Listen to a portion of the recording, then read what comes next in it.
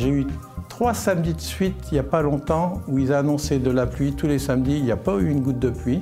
Au lieu d'avoir 400 joueurs, j'ai eu 50 joueurs. Je pense qu'on aurait tous à gagner si la météo était présentée différemment. Et puis ça pourrait profiter pas seulement le golf, mais toutes les autres activités extérieures, autant en hiver qu'en été.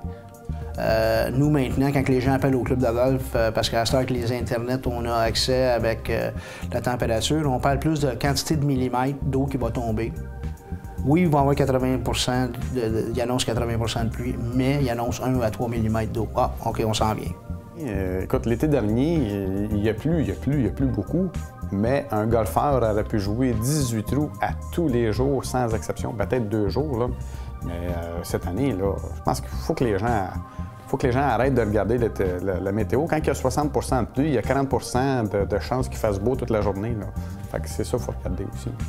Vous vérifiez la température le matin en vous levant, et si vous avez un équipement qui est adéquat pour la température, la pluie. Aujourd'hui, il existe des gants de pluie, des mitaines, des tucs, des habits de pluie. Alors, je pense que si vous êtes bien équipé, il ne devrait pas avoir de problème. C'est sûr que dans les cas extrêmes, non, mais je pense qu'au Québec, il faut s'attendre à ça. Il faut être équipé, puis il faut jouer dans des mauvaises conditions. Absolument. Même s'il annonce de la pluie, rendez-vous sur le parcours. Il y a de fortes chances qu'il ne pleuve pas.